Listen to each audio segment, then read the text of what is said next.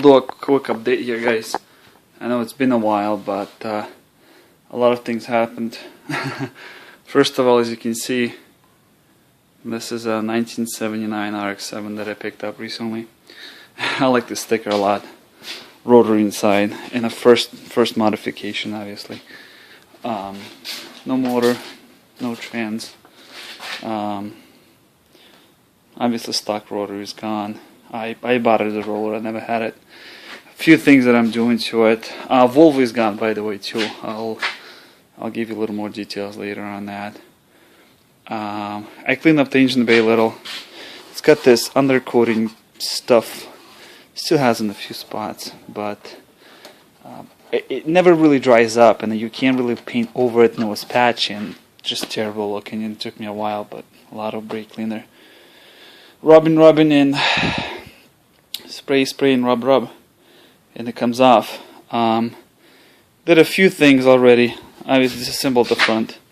I did a modification on the stock steering rod, I guess, whatever you call it. It goes straight like this. Now you needed more oil pan clearance, because as you can see, the cross member is nicely shaped, and this thing is just awkwardly, way too far back. So I did that. We'll let it shot, and I think it'll be fine. I even painted it too. I had to notch a little bit of a here and here, and it doesn't hit it anymore, just a bit. So that's that. AC core, heater core, everything is gone. This is going to be as low, lightweight as possible as I can get it. A few things. I did a little bit of a out of nothing to do, but I don't have a motor or nothing like that. So I shortened the bumper because it would be sticking out quite a bit more like this. Just way too ugly. And then sorry about that, but so I removed the brackets on the inside and cut them out, and this thing is so heavy I'm gonna probably have to cut a little bit more out of it. I'm just gonna bolt it right here instead of having to bolt back. Without the front covers and headlights, it's hard to see, but it sits back a good I don't know, 3 inches or so, I would say. So it is quite a bit. Sorry. And I did kind of the same thing in the back too. I didn't like it how it was sticking out so much. As you can see now, this guy's kind of tucked in. Had to cut out the rubber piece. And same thing, just holds into bolt. This one is good, 3 inches too. And otherwise it was sticking out this much, and just, I don't know, I didn't like it much. And again, this thing is super heavy. So what I did when original bumper is this big. So obviously if it's not sticking out so much, so I actually cut out this much of a bumper itself. A little bit of weight reduction. Stock rear on the inside. What does that? You can't even get your fingers in there. Definitely built for small Chinese, Japanese people. Oh, there you go. My fat fingers don't fit. It had a full interior. I took it out. Carpet was horrible. Seats are shot.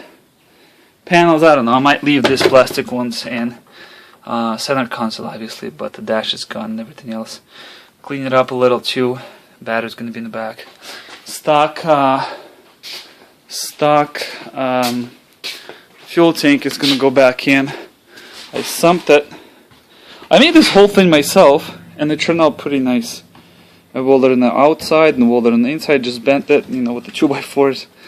And it turned out actually really nice. You can grind it and look at this. Looks like factory. And then I had to weld this, and that didn't go so well. I mean, it holds, I tested it with water, it's fine. It's just I made a mistake. I cut in a hole as big as the actual size of the sump. I would have made it a little smaller so it just sits on it instead of having to, I cut it a little too big, so I had to fill in the gap. But it's a dash 10 pickup, and I'm probably going to mount that tank, the pump somewhere right here, just like that. And this is the back side, obviously. Yeah, I made a brake for myself, but didn't have it when I was doing the pump, the pickup on the pump, on the tank, jeez. And also what I did, some of you have seen it, but I made a a stand for my Harbor Freight loosen up bandsaw, and I actually like it a lot. I've used it quite a bit in building a table. I build myself another table, and I build a brake and other stuff. I was cutting quite a bit, and I sold one to a local guy. He liked that, I guess, on the Facebook page. Works good. So far, so good. The only thing, once you're cutting, the shavings fall there on the inside of the thing, so once in a while I have to flip it over and just kind of empty it that way. One thing I'm working on right now, this is my body hammer, is making these things. Again, out of probably things to do. I don't have a motor, so I can't really do much just yet, so this is what it's gonna look like. Can I do it one-handed? So basically, this is to stiffen up a chassis just a little more, I guess. I heard they're pretty stiff as is. This is how it's gonna look like, and they're removable. I use nut inserts, Harbor Freight nut inserts. It's 2 here and 2 here, so it bolts in. So if, I'm planning to run the fuel regulator here and then lines and stuff like that, so I can take it off, and this one hides. Well, I guess I'll show it to you. This one hides most of the stuff, kind of like that. Close enough. It's in there, so this is how it looks like. I'm sure it's gonna help. And I was just kind of, I just wanted to try how it's gonna work and how it's gonna look. And I like it, actually. I didn't have, when I was building this, I didn't have my, homemade metal brake that I showed you.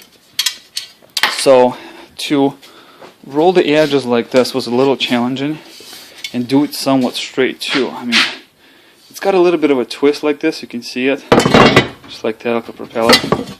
Obviously too, so it sits nice in the body and flush with a strut tower and a firewall. So that's what it's supposed to have. And this wasn't so bad. You just cut it, fold it, and cut 2 pieces, and then so it flares. And I don't have like a shrinker or stretcher. If I did, that would be so much easier to do. But I had to cut them, weld them shut, and grind them. You can see it on the back side where I've cut it. But that was the easy part, and then just hole saw the holes in the middle. This one's still a little crooked. And what I did, the punch and flare or dimple dies, whatever you call them, they're expensive. It's $100 a piece or so. $500 for 7 of them, or 8 sets of 8. Really expensive. And I'm not a fabrication shop by any means. So what I did, made that, cut holes, and then I got this guy. Got 3-inch, whatever. You can just match the hole saw to this guy.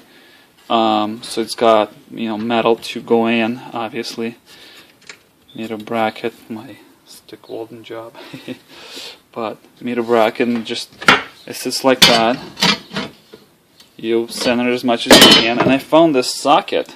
See, it's got a little bit of a flare here, and it's just about perfect size, and it goes in there. It's got some room, but just barely enough room for the the feel in the metal as well. So you just put it there. Center as nice as you can. Take this guy, bam! Oh, I guess this 3-pounder was a lot easier. Just work your way in, and it goes all the way through. And the actual looks pretty good. You do get a little bit of distortion, like this one. You can see how it, stretches the metal, and obviously, this is just as good as I can do it. But this one is, I work with it a little, just body hammers. And what I do is just to clean up the dimple itself, just work with a hammer. I won't focus, but there we go. Just work with a hammer around the actual flare. And they're not that perfect. I mean, you can see this one, I didn't center it that well, and this one. But then looking from the upside, from this angle, you can tell. Looks really good. I'll probably cut it and, clean up a little. But this is how it's going to look. I actually really like it. I was surprised it's going to turn out that way. And obviously, rolling this guy, you can see the hammer marks and stuff. And I'll do best I can. Not so bad, huh? and I rolled it like that. So you know, it's stiff. I mean, I'm not sure what gauge. This is probably good 14, 12, 14 gauge. I don't know. It's stiff. I mean, it's really hard, and you know, with this dimple dies now, it's really stiff. And I rolled the edges too for added strength, I guess. And what I'm gonna do, clean up as good as I can, and just paint it. You know, leaving metal like this would be nice to me, but you know, they're not that perfect. So maybe I'll clean them up and do like a wrinkled paint. It's gonna hide a lot of the junk. This one's not so bad. This is the second one I built. This is the first one. So everything in this one is kind of just one. I haven't. This is the only two I made, and I haven't had to redo anything. Not so bad. You know, same thing. You can see how it's creates the create and stuff. This one I worked with hammer a little. Not so bad. So this is what I have going on. I'm not sure the plans for this one is probably same. 5.3 4-liter. I have 4-liter there in the back, but 5.3 and a turbo probably on 3 and on intercooled 85. I'll try that. And one thing I'm thinking about is, since the motor is so large, I mean the throttle body just sits like right about here, a little lower, so it's really tight. I mean, with an Alice-1 intake, I guess you can make it work with the stock hood. But then the turbo and everything else, and radiator is gonna have to be, you know, at angulations like that.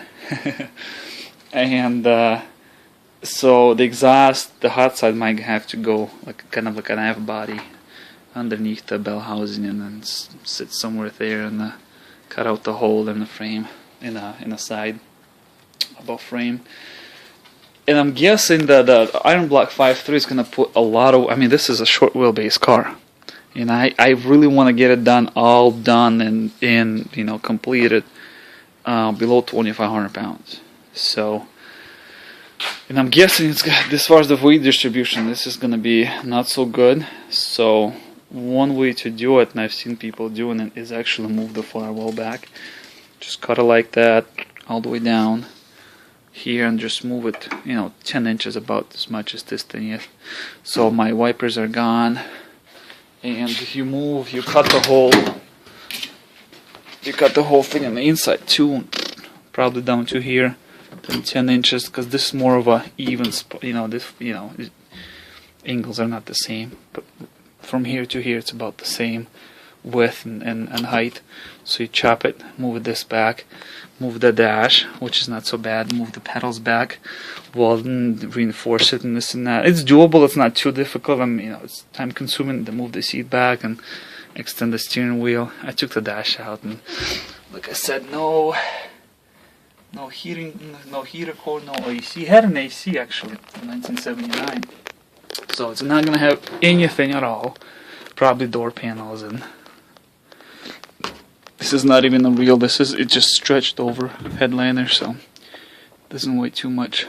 And yeah, trying to be as light as possible, and it should be fun once it's all done. Volvo's gone. Volvo is in down south Texas on the Mexico border. Shipped it out a few weeks ago, so she's gone.